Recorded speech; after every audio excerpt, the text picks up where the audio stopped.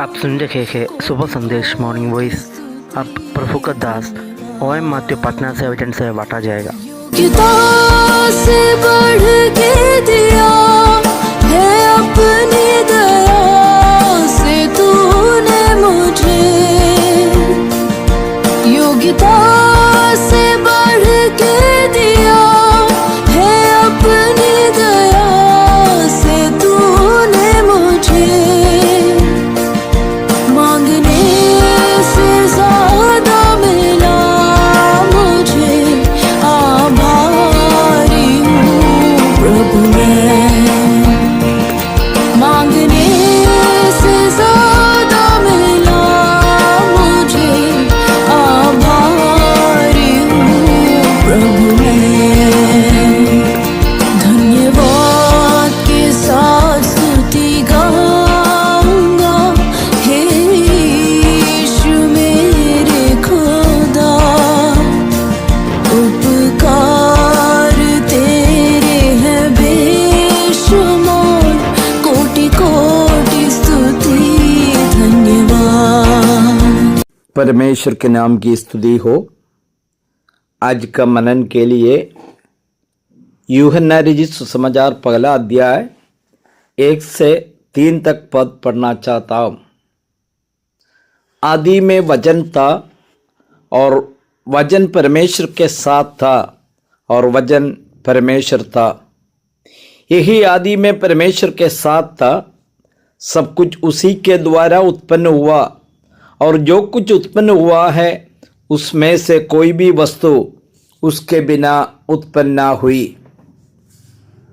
यहाँ पर यीशु मसीह का प्रेरित यूहन्ना ये कहते हैं, आदि में वचन था और वचन परमेश्वर के साथ था और वचन परमेश्वर था। इसका मतलब क्या है? इधर आदि शब्द का मतलब समय से पहले। जो समय और समय सीमा मनुष्य के लिए बनाया गया है। उत्पत्ति का किताब पहला अध्याय का पहला पद में हम लोग पढ़ते हैं, आदि में परमेश्वर ने आकाश और पृथ्वी को बनाया। वहां पर भी आदि शब्द इस्तेमाल किया गया। उस समय को हम किसी को मालूम नहीं है, उस समय परमेश्वर ने आकाश और पृथ्वी को बनाया। लेकिन यहां पर बताते आदि में वचन था।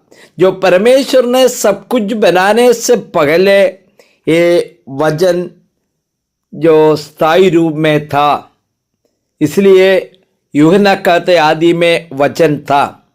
ये वचन क्या है? ये बताता है वचन परमेश्वर था। आदि में वचन था और वचन परमेश्वर था और इसके बीच में बता रहा वचन परमेश्वर के साथ था। इसका मतलब क्या है? आदि में परमेश्वर था, वो परमेश्वर के साथ था। मतलब यहां पर पिता परमेश्वर और प्रभु यीशु मसीह को दर्शाता है। पिता परमेश्वर आदि में से है, यीशु मसीह जो वचन के रूप में देखता है वो भी आदि में से है, और दोनों जो साथ साथ था। कई लोग प्रभु यीशु मसीह का परमेश्वर तो जो डिविनिटी जो ईश्वरत का इनकार करता है।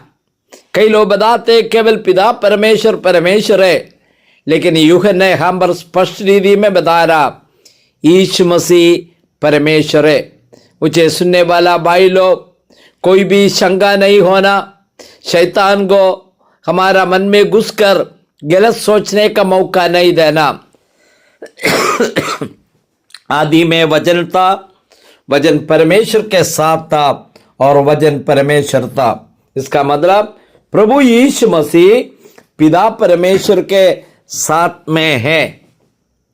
हम फिलिपियों का किताब 2 अध्याय में पढ़ते हैं, जो परमेश्वर के साथ में रहने वाला उसका तुल्यता को रखना नहीं चाहा, वो छोड़ करके मनुष्य के रूप धारण किया। इसका मतलब आदि में पिता परमेश्वर के साथ में यीशु मसीह को तुल्यता इक्वालिटी था, लेकिन मानव जाति को बचाने के चलते यीशु मसीह ने मानुषिक रूप धारण करके इस धरती पर आया। यही 14वां पद में हम लोग पढ़ते हैं, वचन देहधारी हुआ और अनुग्रह और सच्चाई से परिपूर्ण होकर हमारे बीच में डेरा किया।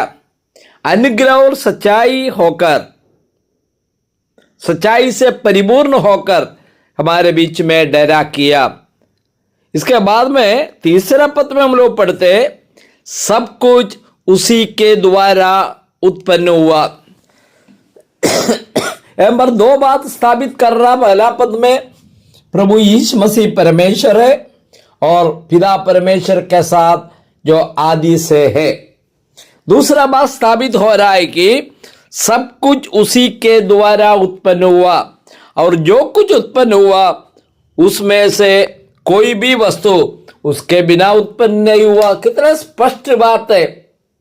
उत्पत्ति का किताब में कई लोग बताते हैं, पहला अध्याय में आदि में परमेश्वर ने आकाश और पृथ्वी को बनाया। वो परमेश्वर पिता परमेश्वर है।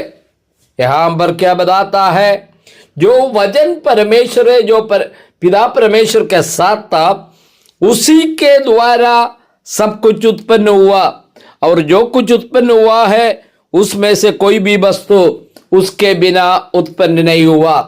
कहने का सारांश इतना है, हमारा प्रभु यीशु मसीह परमेश्वर है, आदि से है, पिता परमेश्वर के साथ था, वो सृष्टि करता है, उसके द्वारा सब कुछ बनाया गया। प्यारे भाइयों, इस प्रभु को जानना हमारा जीवन में अवश्य बात है।